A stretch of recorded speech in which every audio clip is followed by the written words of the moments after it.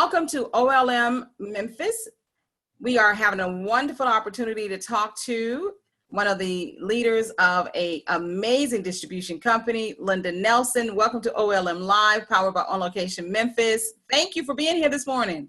Thank you for inviting me. I'm really excited to be able to put out some good information about distribution for filmmakers, because we know that's one of the hardest things for people to find out about, and it's such an important part of being in the movie making business.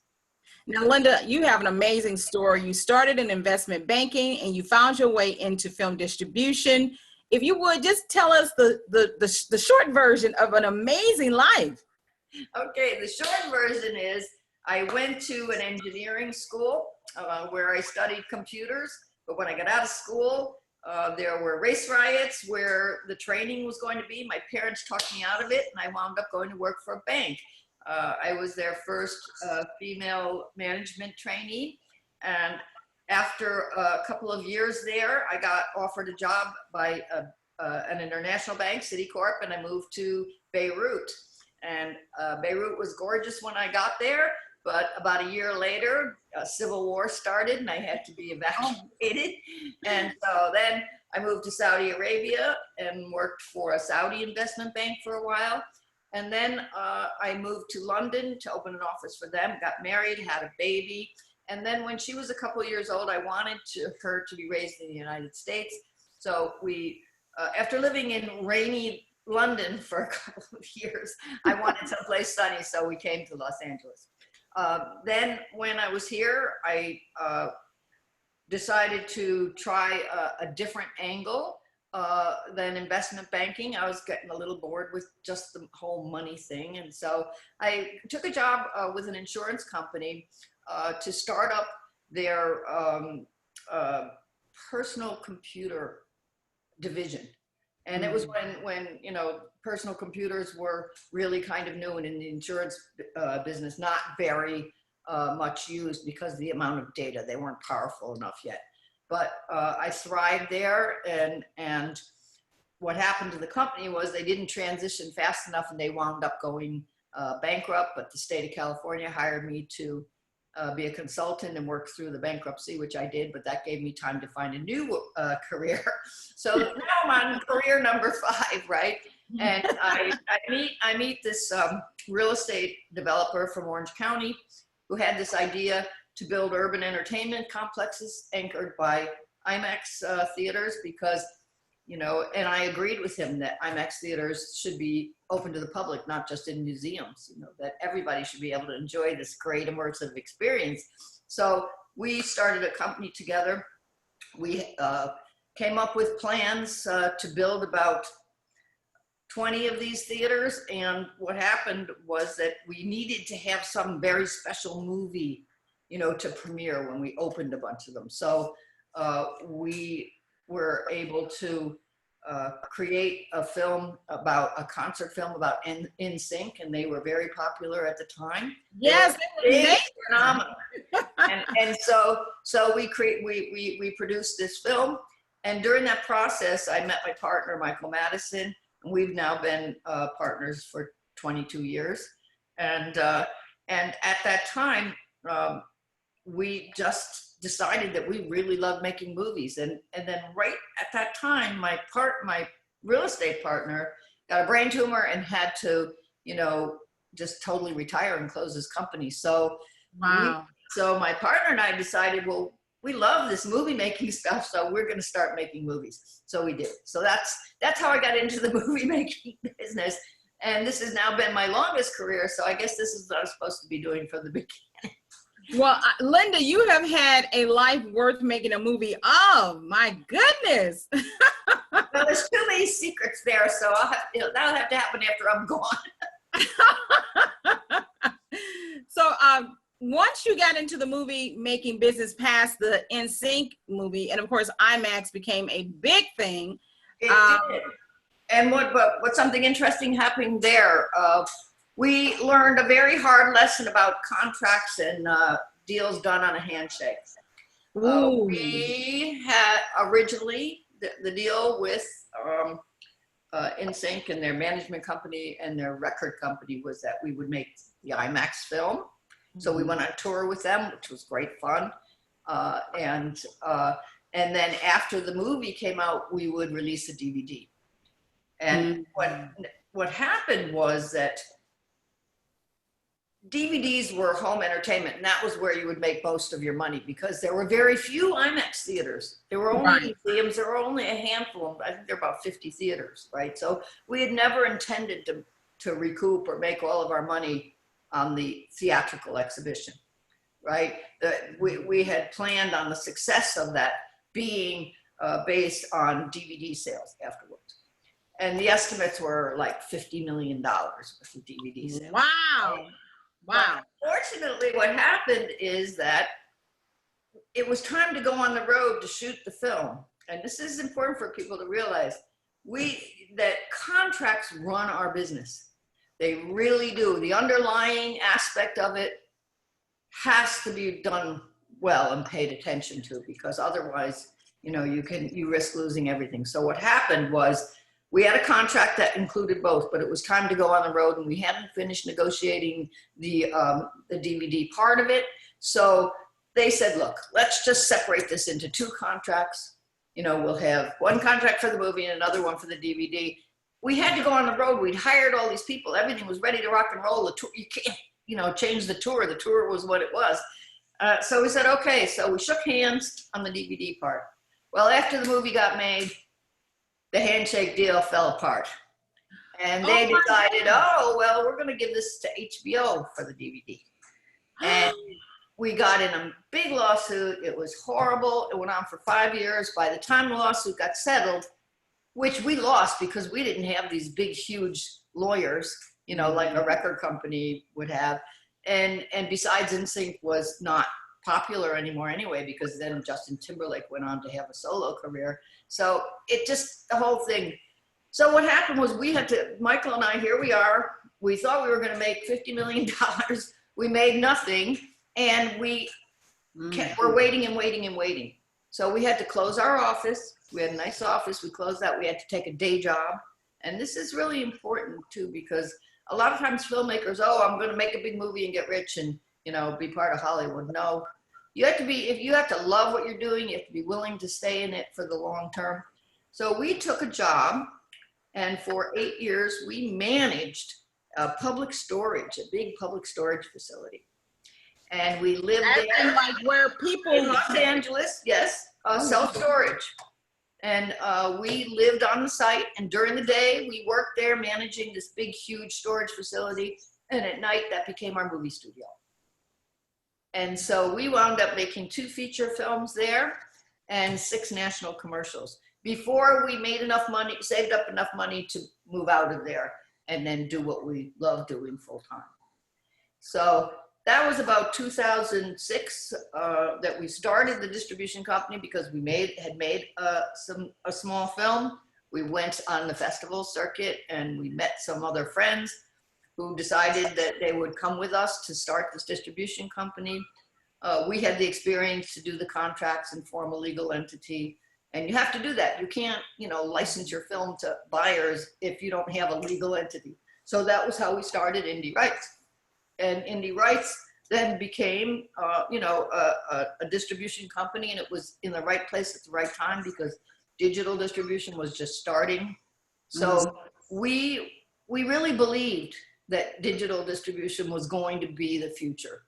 Right. So we offered to beta test for all of the platforms that are now the big platforms. So we were one of the first people to use Amazon. We were one of the first people to use Google Play and iTunes. And so we really started our company because we were willing to kind of, act as guinea pigs for it. And so, what's a lesson when it comes, because even now we're in the midst of a transition and a lot of films are still trying to maintain the status quo. So this is an example of thinking forward thinking. Yeah. Yeah, you really have to do that. So Ann Thompson in 2006 or 7 wrote an article in Variety about us, where, we said, someday over the rainbow, people are going to watch movies over the internet, you know, and it was like a pipe dream then. But we have a copy of that article on our website because it's like, you know. Yeah, and it's amazing that just point. a few years ago, yeah, a few years ago, we were, you know, pretty much striking over, you know, whether DVDs was the earner, and that quickly transitioned into digital. Yeah, it did. And so we were really able to keep our company tiny, you know, for up until 2 years ago, there were just Michael and I were able to run the whole business on our own because it's digital. So people would send us their films, and then we would encode them and deliver them to all the various platforms.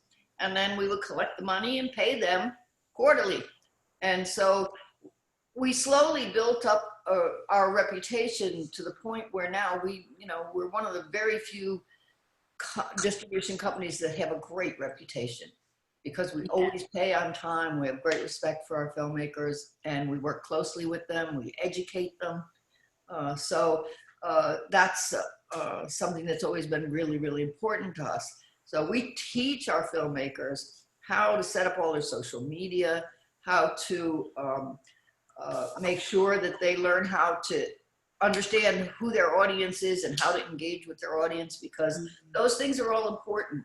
We coined a phrase called post-post, which is like the longest and most important phase of production. I mean, we think once our movie is in the can, that's the end. No, it isn't. That's just the beginning of the next phase. And we call that post because if you don't post, nobody's going to find out about your movie. Social media currency is everything these days. Mm-hmm. So, So Linda, I have a question. I know that you said that after, you know, your experience with setting up entertainment venues and then being hired and brought on to do the In Sync movie for IMAX, that at some point you all started making films yourself.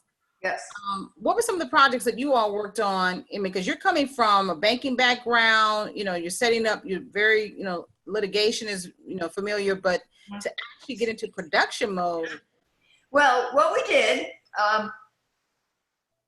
really very early on, we educated ourselves by reading everything we could get our hands on. We bought every book. I have a library full of books on filmmaking, on directing, on cinematography, on you know, camera equipment, on acting, and we would just like devour all of that kind of information that we could get our hands on. And then so we decided we wanted to write our own script, so we wrote a crime thriller, and we wrote the first one knowing what assets we had available. We were going to use that storage facility as our set. It was our primary set, but we also had many other locations around where we lived. And we right from the beginning, we used the internet in a very creative way. We had people prepare auditions, little videos of themselves, and submit them to us through the internet.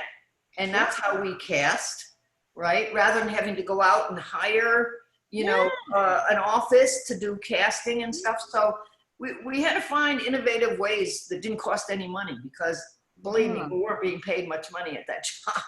So, and then, you know, Michael has always wanted to direct and act. And so we decided he would star in it and direct it. I'm more of a producer, but also a big photography buff. So I decided that I wanted to shoot it. So we got a loan and we bought two things. We bought a camera and we bought an editing system. And that was smart. That was smart. We took our credit cards and we maxed them. We had never, gotten bad credit because we always had a job, even though it was a terrible job, as far as wasn't, very financially successful, but we decided, okay, we've got good credit.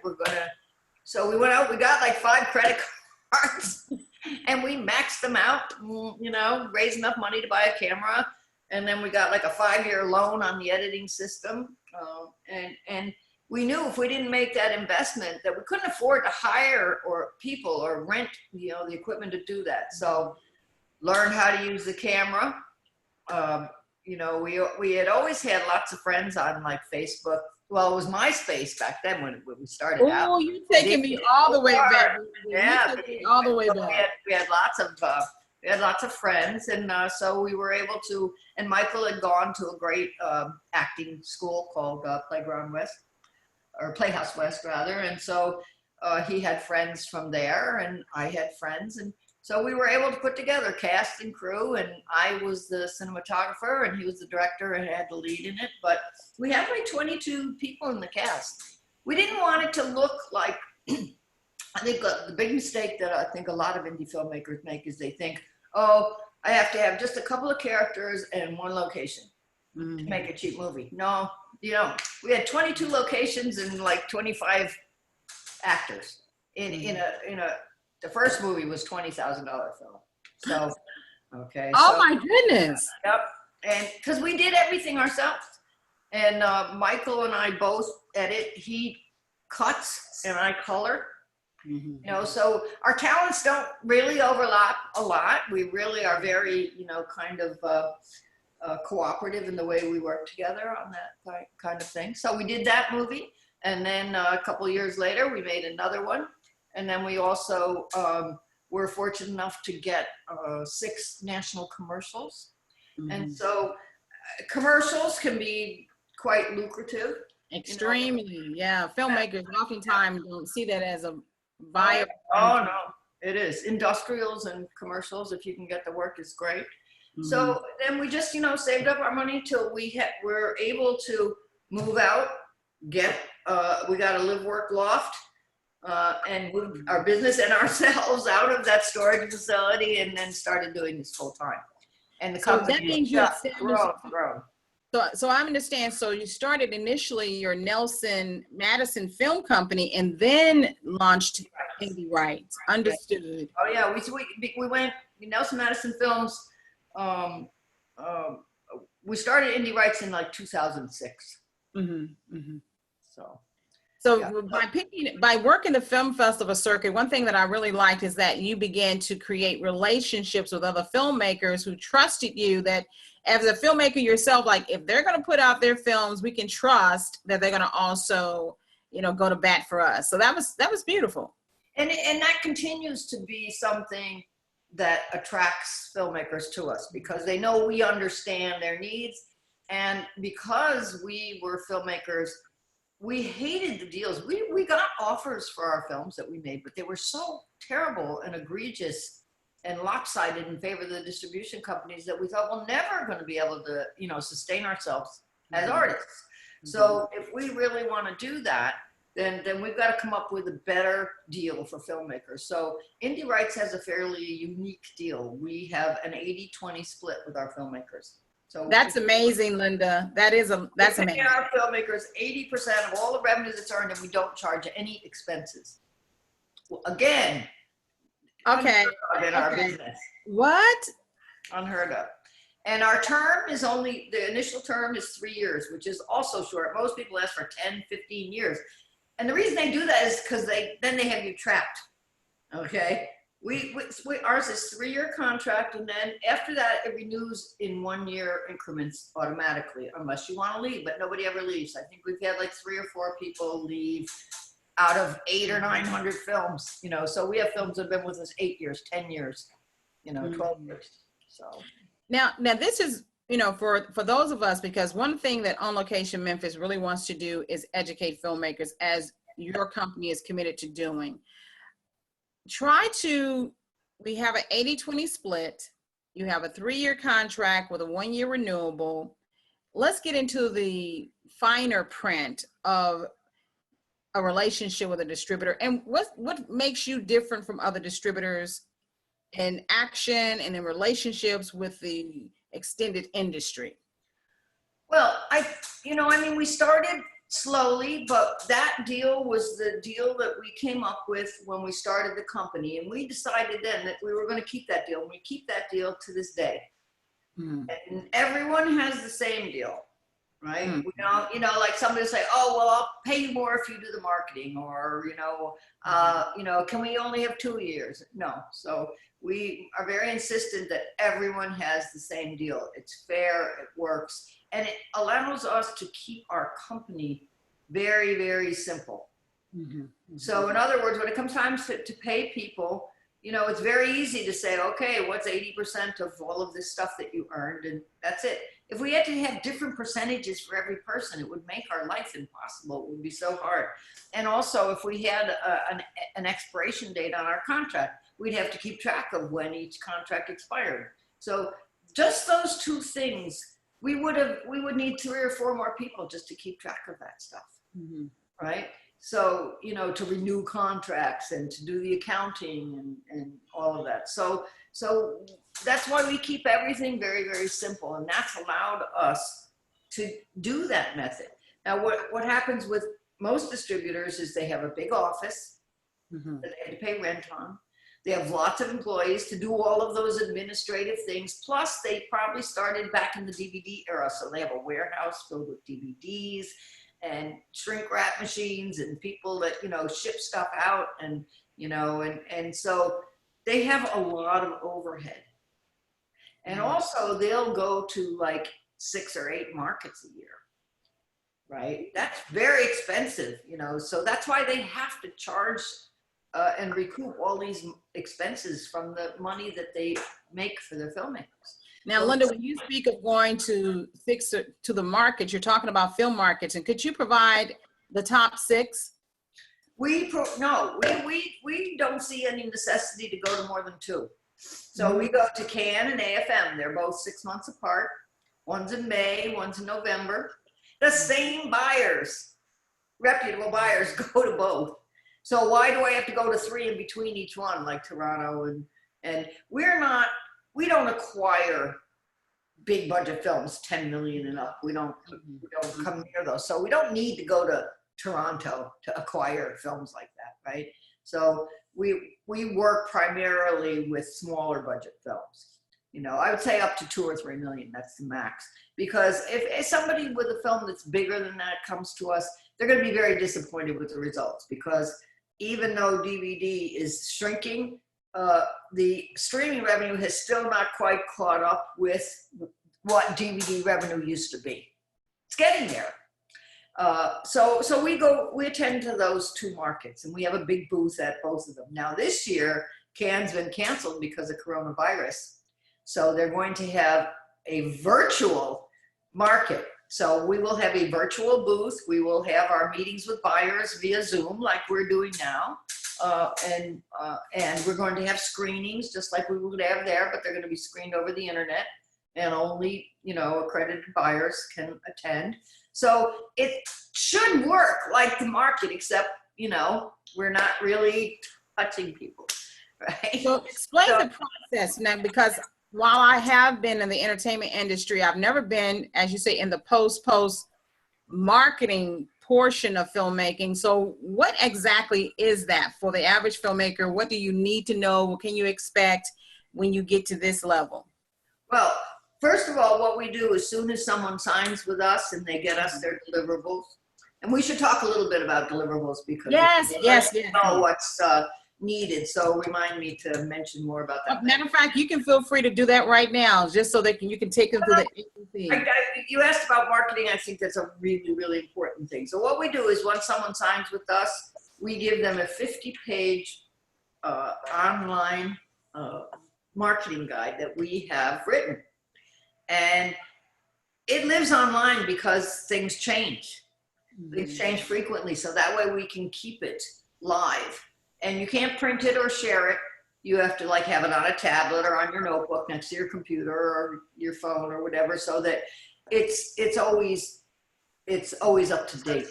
And that 50-page guidebook teaches you how to set up the social media and review sites that you need to connect with your audience. And basically we focus on Facebook, Instagram, a YouTube channel, and Twitter. And then for the review sites, IMDb, critical. People don't realize it, but IMDb is super important, and Rotten Tomatoes. Yes. So if you learn how to set up those 6 things properly and how to use them, you can connect to your audience and make sure that the world knows about your film. So it shows you how to set them up, and then it has strategies for how to use each one and how to build your audience on each one. And so that's a very, very valuable thing. And it also, if you follow what we ask you to do in that, then we have all of your posts and tweets to echo and amplify to a bigger market. Right? So if you post an Instagram, video, then we'll repost that on our page and send it out to everybody we know. So it's how, you can make, your film known to the world. And it's absolutely critical. Every platform is different, but I mean, they all recommend movies based on different things. But for example, like Amazon, they once a month calculate your customer and give you a customer engagement rating, and how much they pay you per minute watched is based on that. So if you do nothing, you're going to get paid a penny an hour. Okay, which is terrible. So it's really important that filmmakers embrace this marketing, and it's really actually very creative. I think it's fun and creative once you get into it. A lot of filmmakers go, oh, I just want to make movies. Well, no. I mean, why are you making movies? Aren't you making movies because you want an audience to watch them and, and enjoy them, So if you want that, then you should be willing to engage with that audience, So reviews are really, really important. We teach people how to get reviews from critics and all of those things. So that marketing is absolutely essential. 100%. And we've got the proof. We've got 800 movies. The people that engage with their audience make money. The people that don't. That's the proof. Really simple. Yeah, the proof is in the pudding. And in and the market will decide if your movie's going to be successful, but you've got to let the market know that your film is there. So going back to selecting movies, is there a certain selection process? What do you look for? The criteria? There is, and if you all you have to do, if you want us to consider your movie for distribution, anyone can submit a film to us right on our website. You just go to the distribution page. It says submit your film here, and so then we look at it, and it looks at a lot of different information. It's not just about we're going to watch your movie, it's a good movie or a bad movie. It's not about that only. We look at, it's going to ask you for your Facebook page or Instagram page. We want to see that you have some desire to engage with your audience. It's really important to us. If it's poison. If a filmmaker says to me, oh, I don't like social media, I'm not on Facebook. We can't work with that. We can't. I don't care how good the movie is. You have to have some willingness to participate in the success of your film, and you should want to with all the effort you've put in, right? Right. So I forget what was the question. Oh, yeah. Once you have criteria. Selection process. Okay. So what we look for is a good story. Mm-hmm. So you need to have a good script and a good story, good acting, right?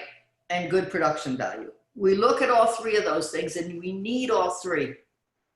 You can have the best acting in the world, and if the audio is horrible, yes, you can't watch the movie, right? Or if you have made a film and there's no lighting, and I think this is one of the biggest mistakes that new filmmakers make. They think, oh, I got a video camera, I don't need to do any lighting. No. Excuse me. Lighting is still critical. Yeah. You need to see a sparkle in someone's eye. You need to see light, and you need to see depth of field and motion, camera motion. Those things are very basic, and they're the same, now as they've always been. You need those things, and also I think new filmmakers have a tendency to dwell on moments, and it's boring. The extended like that. Yeah. Even serious films, you can't dwell too long, or they'll spend 2 minutes of characters walking into the scene. No, Yeah. you don't need that. You know, show them walking and then you're in the scene, right? You know, so we see this over and over again, and we see so many new filmmakers hand us a movie that's 2.5 hours long. It's like, no. Yeah, it could have easily You're not Coppola yet, right? Or Scorsese. right. Yes, right. 90 minutes is ideal. Yes. Especially for new films. Mm-hmm. 90 minutes is ideal. Are you doing any documentaries and shorts? Oh, yes. That's the other thing is we are not genre specific at all. We love movies, period. Mm-hmm. We have, I would say, pretty equal over drama, thriller, documentary, horror, rom-com. We really, if you look at our catalog, we're pretty evenly distributed over everything. One of our biggest hits right now is a doc called Fat Fiction. And it's a terrific documentary about how we have the food triangle upside down, and we don't need to be eating all that bread and potatoes, and we need to be eating healthy fats. They're important. And we, you know, for years we're told don't eat any fat, and it's hurt us. Yeah. So instead, people have eaten carbs and sugar and gained weight. That's why we have an obesity problem in this country. That is so true. That is true. And so that film is taken off. I mean, it's really done incredible. Just came out and it's selling like hotcakes. Because people want to be healthy, you know, and right now people have time to watch movies. Doing really well. Yeah, and I have a girlfriend who was just saying that she's been watching a lot of the History Channel and. Oh yeah. So we have a lot of docs. We have a huge urban catalog. As a matter of fact, I was looking on your website. There is one that is featured on the Roku carousel. Plug Love. I said I'm going to watch it. Oh yeah, it's you know it's very interesting. It's quite unique to the United States. Mm-hmm. You know, the true urban films that we have. Most of them are crime. They involve some kind of crime element and a romance element. Mm-hmm. And like Plug Love, there's as many women love that film as men. But it's interesting. It is not for conservatives. I have to say that because it's got a lot of harsh language in it, and so it is made by and very accepted by the urban community. So Detroit, Atlanta, it's it's hugely successful there, and it's gaining popularity across. It's starting to cross over. But it's if you don't want to hear profanity, don't let your kids watch it. It's adult. Now, Linda, this is a great opportunity, because you're talking about deliverables. So if I go to your website and I feel like I am, got a great story, great production, great acting, great editing, great scoring, a great movie, and I upload it, you watch it, and like, oh, we want to take this. So then we write you a letter. We say we're really interested, and we give them a link to our contract and a list of the deliverables. And oftentimes they'll want to meet us, by phone at least, or maybe Zoom. They used to come to our office if they lived here in LA, but that hasn't been going on for many months now.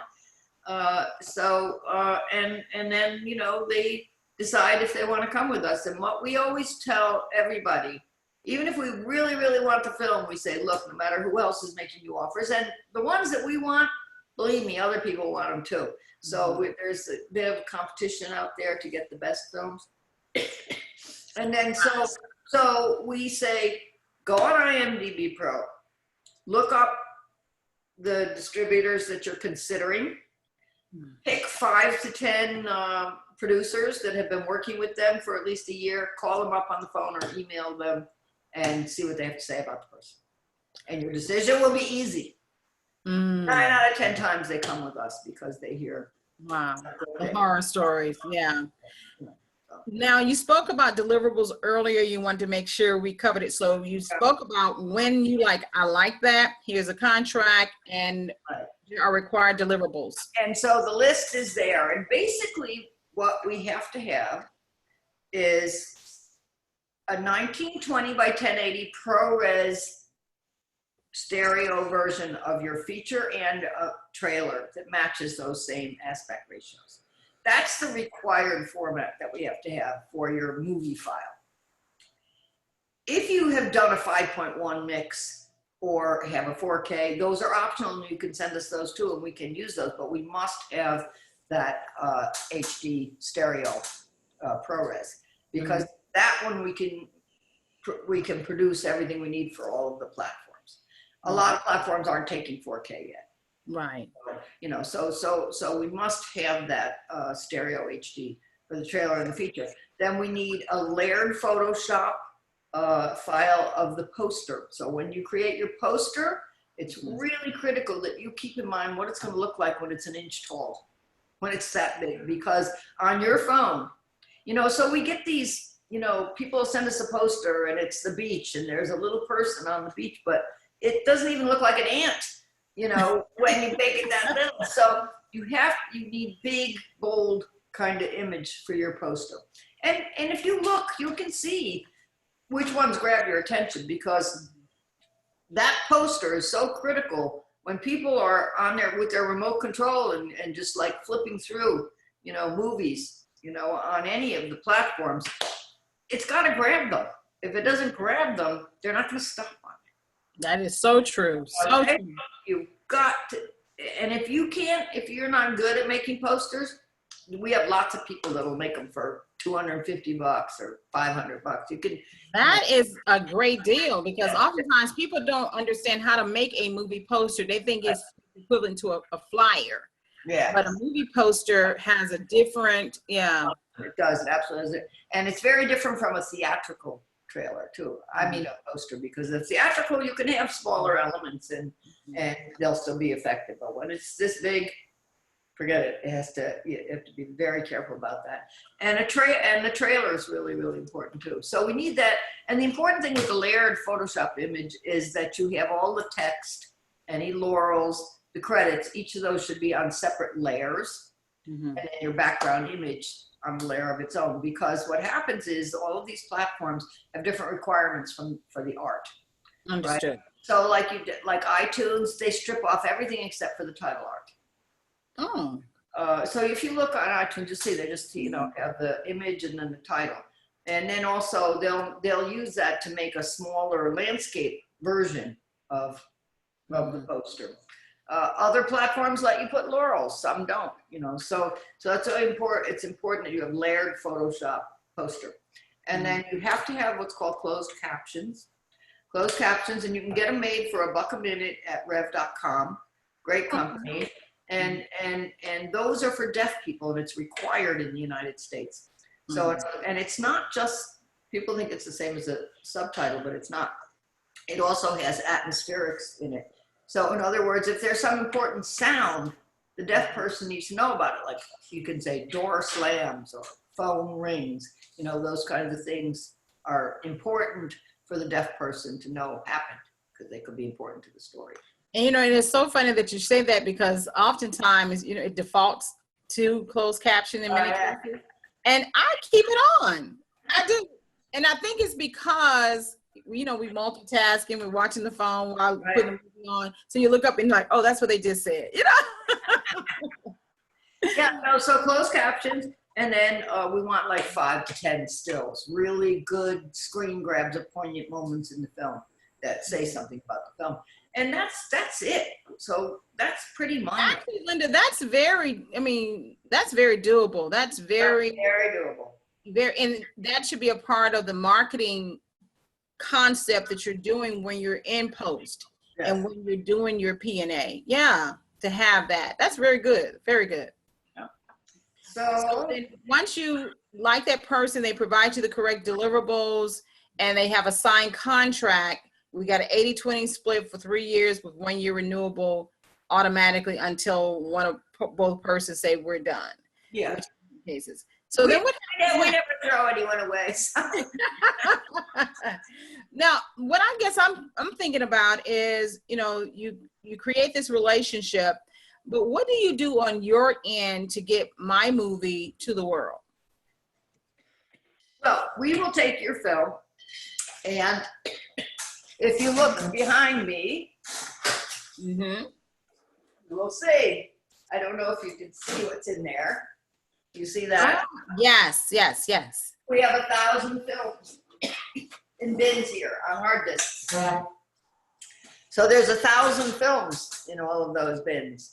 And those films, we have to take a film, and then every platform has a different specification of how they want it delivered. We re-encode it, and then, well, first we have to do what's called Q&A. So we get your files, and then we have somebody who studies it to make sure that you followed all the rules, and that it's, you know, conformed to the way we need it.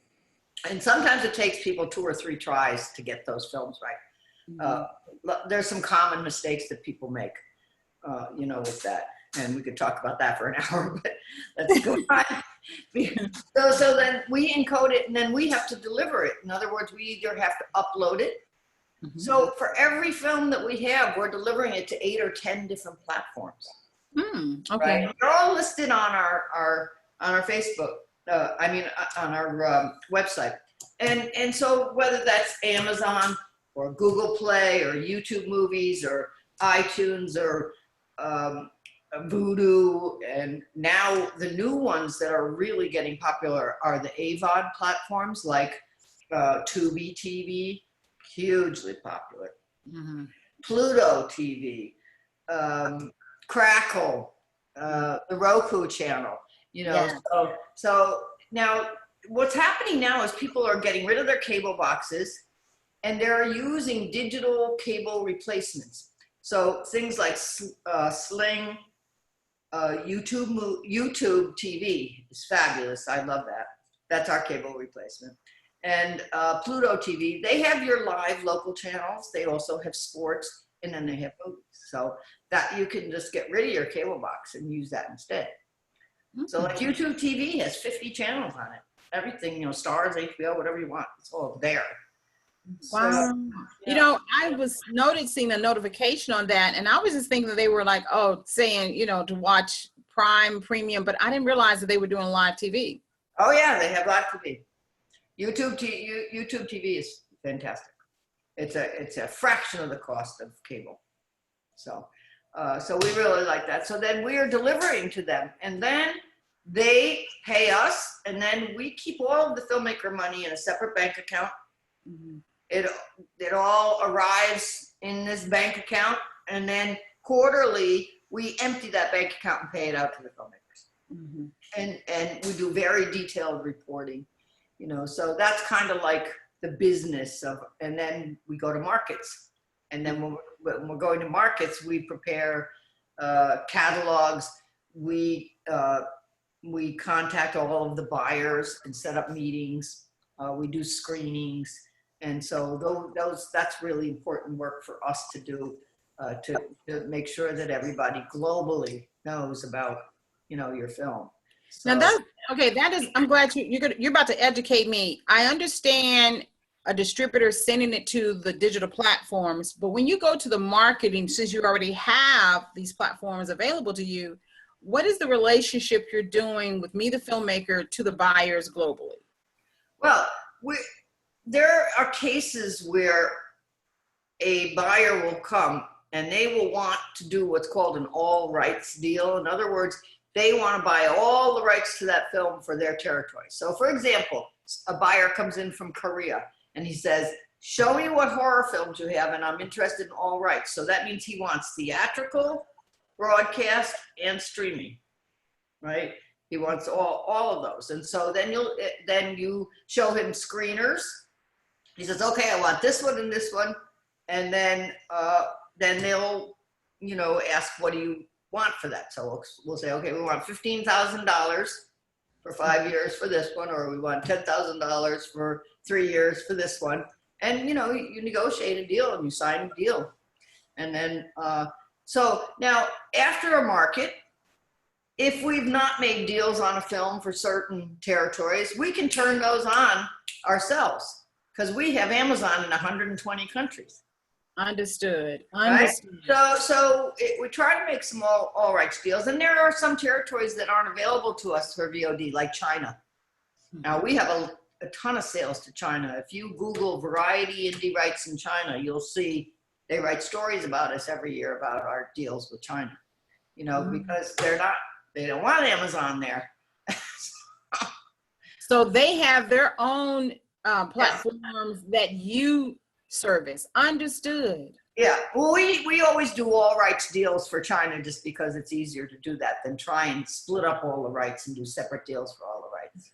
So if it's not an all rights deal, what's the other option?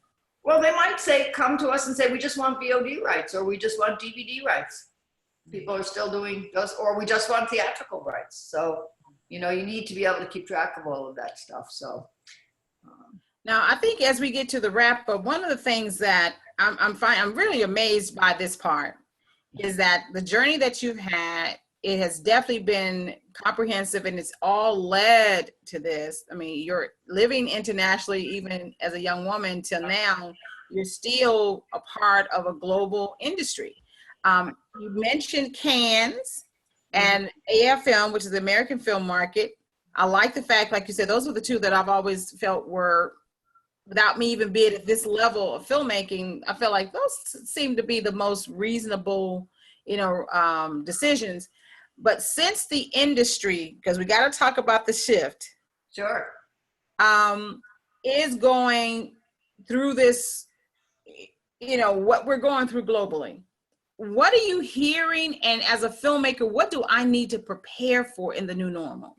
Well, I think that there are several things, you know, that you have to keep in mind when you're making a film. Some of the things that we're telling filmmakers is, don't make your movie multi-language. Choose a language, because it becomes very difficult if you have two languages. And like we just got a beautiful film submitted to us. It's half Chinese, half Japanese and half Spanish, the language. And it makes it very difficult because you can't have a subtitle, you know, that you can't have two sets of subtitles playing at the same time, right? So things like that can be, think through your plans when you're trying to do something unique. He thought he was doing something unique, and now it's turned out that nobody can really work with it. So run it by, when you have an idea for something unique, you might want to run it by a distributor first and say, what do you think of this, you know? So also, I think that human nature is human nature, and stories, you know, about family and you know, and crime or whatever it is, they're universal and they happen everywhere. You know, they happen a little differently everywhere, but I think, you know, because your film now has the ability to go everywhere in the world, that you want to maybe give some thought to, you know, what, you know, how will this be in Japan? How will this be, you know, in this country or that country? And it's, you know, sometimes you want to tell a local story, and that's fine too. You know, I would say that comedy is the hardest because you need to really understand the language. So that's hard for foreigners, you know, to get comedy and jokes in a foreign language. Very, very difficult. So that's one, I think comedy travel is the hardest to have global sales for. You know, so, and, you know, I think because of the internet now, I don't even know if markets will continue to exist for much longer, because I can do a sale to anyone, anywhere in the world, anytime I want. I have the ability to send a screener to anyone, anytime. And we are doing sales all year round now. So I don't know how much longer. I mean, I love having the face-to-face opportunity to meet someone in person. I really like that. So I think that that's the main reason that we go to markets now, because we don't have to go to do a sale. I mean, I can write to a Korean buyer and send him a screener anytime I want. It doesn't have to, I don't have to wait till the market. So for us now, the markets really are just a chance to make new relationships, meet new people. But it's not necessary for the sales process itself, you know. So, and every one of the platforms we're dealing with is slowly going global.